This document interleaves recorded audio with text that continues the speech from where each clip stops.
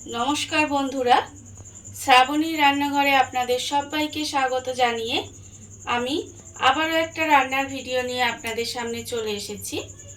আজকে আমি আপনাদের বরবটি দিয়ে একটা অন্যরকম জিনিস বানিয়ে দেখাবো। বরবটি বাচ্চা বলুন বা বড় বলুন অনেকেই খেতে পছন্দ করে না, কিন্তু এটা যদি একটু অন্যরকমভাবে বানিয়ে দেওয়া যায় তাহলে দেখবেন সবারই বেশ ভালো লাগবে।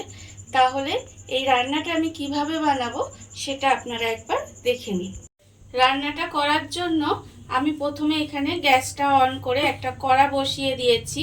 এইবারে আমি এর মধ্যে দিয়ে দেব জল। এখানে আমি অল্প পরিমাণে একটু জল দেব, আর আমি এর মধ্যে দিয়ে দেব বরবটি কড়াই। এখানে বরবটি কড়াইগুলো আমি ভালো করে ধুয়ে ছোট ছোট করে কেটে রেখে দিয়েছি। সেই কড়াইগুলো আমি এই জলের মধ্যে দিয়ে একটু ভাপিয়ে নেব। বরবটিটা আমার এখানে খুব ভালোভাবে ভাপানো কিন্তু হয়ে গেছে। এবারে এটা খুব ভালোভাবে জলটা ঝরিয়ে নেব। ঝরিয়ে নিয়ে আলাদা রেখে দিতে হবে, রেখে একটু ঠান্ডা করে কিন্তু নিতে হবে। বরবটিটা আমি এখানে ঠান্ডা করে রেখে দিয়েছি। এবার আমি একটা মিক্সিং জার নিয়ে নিয়েছি। মিক্সিং জারের মধ্যে বরবটিটা দেব, দিয়ে একটা ভালো করে পেস্ট বানিয়ে নিতে হবে। প্রথমে বরবটিগুলো দিয়ে আমি সুন্দরভাবে একটা পেস্ট বানিয়ে নিয়েছি।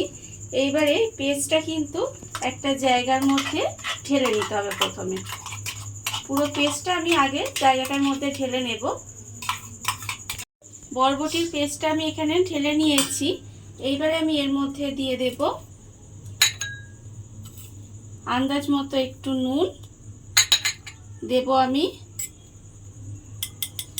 1/4 চামচ মতো হলুদ গুঁড়ো, আর দেব 1/4 চামচ মতো লঙ্কার গুঁড়ো, আর দেব এখানে 1/4 চামচ মতো জিরের গুঁড়ো, আর আমি এর মধ্যে দেব বেসন। বেসনটা কতটা লাগবে সেটা বুঝে কিন্তু দিতে হবে। আমি অল্প অল্প করে বেসন দেব, দিয়ে এটা কিন্তু খুব ভালোভাবে মেখে নিতে হবে আমাকে। বরবটির পেস্টটার মধ্যে আমি সমস্ত মশলা আর বেসন দিয়ে এইভাবে কিন্তু প্রথমে মেখে নিয়েছি। এইবার আমি এটাকে আলাদা করে সরিয়ে রেখে দেব।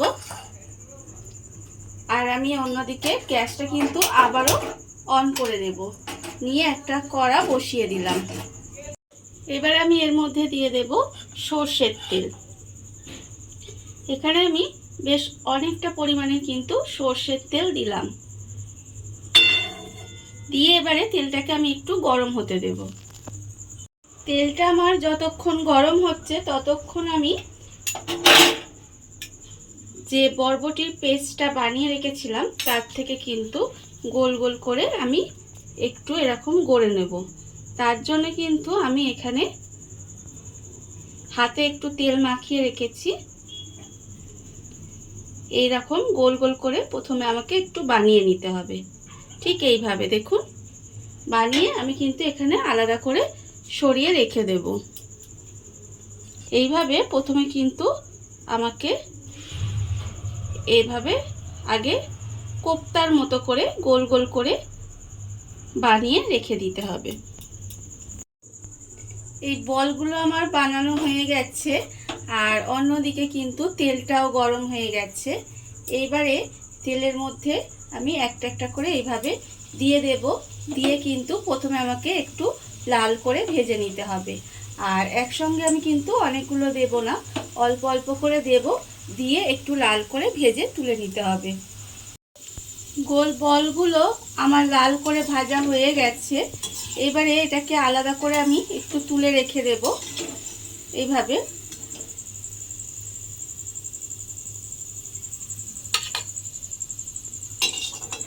আলাদা করে আমি তুলে রেখে দিলাম। আর অন্যগুলোও কিন্তু এইভাবে আবারও দিয়ে লাল করে ভেজে নেব। সমস্ত বলগুলো দেখুন ভাজা হয়ে গেছে। এইবারে আমি একটা মশলা বানিয়ে নেব। তার মধ্যে এখানে আছে একটা মাঝারি সাইজের পেঁয়াজ আমি কুচিয়ে রেখেছি, আর আমি রেখেছি এখানে 8 কোয়া মতো রসুন আর অল্প একটু আদা কুচি।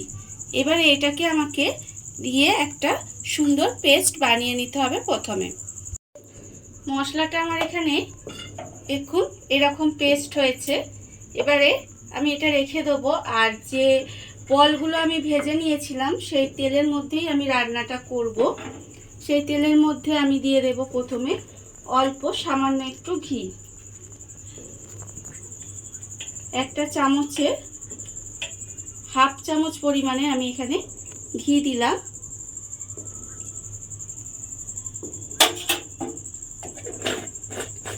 এবারে আমি এর মধ্যে দিয়ে দেব একটা তেজপাতা আর একটু গোটা গরম মশলা দিয়ে এবারে এটাকে একটু নাড়াচাড়া করে ভেজে নেব।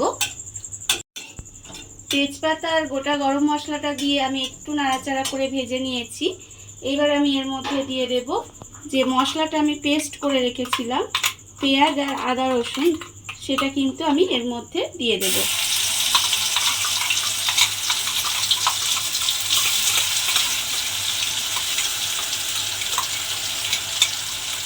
মশলাটা আমি এর মধ্যে দিয়ে দিলাম, দিয়ে এবারে নাড়াচাড়া করে একটু ভেজে নেব।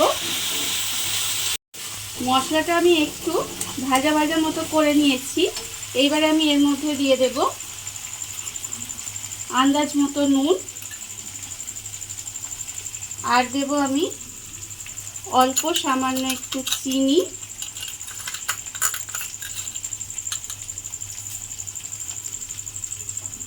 আর আমি দেব হাফ চামচ মতো হলুদ গুঁড়ো আর হাফ চামচ মতো লঙ্কার গুঁড়ো দিয়ে খুব ভালোভাবে কিন্তু একটু কষিয়ে নেব। সমস্ত মশলাগুলো দিয়ে খুব ভালোভাবে কষিয়ে নিয়েছি। এবার আমি এর মধ্যে দিয়ে দেব 1 চামচ মতো ফ্যাটানো টক দই দিয়ে আবারও কিন্তু খুব ভালোভাবে এটা আমাকে একটু কষিয়ে নিতে হবে। সমস্ত মশলাগুলো কিন্তু আমার খুব ভালোভাবে কষানো হয়ে গেছে।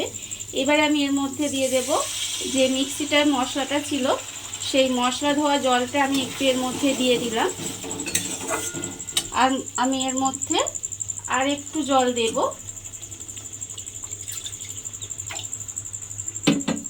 দিয়ে এবারে এটাকে একটু ফুটতে দিতে হবে। গ্রেভিটা আমার এখানে খুব ভালোভাবে ফুটে গেছে, ফুটে একটু ঘন হয়ে গেছে। এইবারে আমি এর মধ্যে যে বরবটির এখানে যে বলগুলো আমি বানিয়ে রেখেছিলাম সেগুলো কিন্তু একটা একটা করে এর মধ্যে দিয়ে দেব। এটা কিন্তু দেখে মনে হবে না যে বরবটি দিয়ে বানানো হয়েছে, আর খেয়েও কিন্তু মনে হবে না যে বরবটি দিয়ে এটা বানানো হয়েছে। অনেকেই বরবটি অপছন্দ করে, তারা কিন্তু এইভাবে যদি বানিয়ে আপনারা দেন তাহলে দেখবেন খুব সহজে কিন্তু খেয়ে নেবে। এবারে আমি এটাকে আবারও একটু রান্না হতে দেব গ্যাসটা কমিয়ে দিয়ে। বলগুলো দিয়ে আমি বেশ কিছুক্ষণ একটু রান্না করে নিয়েছি। করে নেওয়ার ফলে গ্রেভিটা যে আছে সেটাও কিন্তু বেশ ঘন হয়ে গেছে, আর রান্নাটাও কিন্তু আমার প্রায় হয়েই এসেছে। এইবারে আমি এর মধ্যে দিয়ে দেব ওপর থেকে অল্প সামান্য একটু গরম মশলার গুঁড়ো দিয়ে আবারও খুব ভালোভাবে এটা আমি মিশিয়ে দেব। মিশিয়ে গ্যাসটা অফ করে দিলেই কিন্তু আমার রান্নাটা রেডি হয়ে যাবে।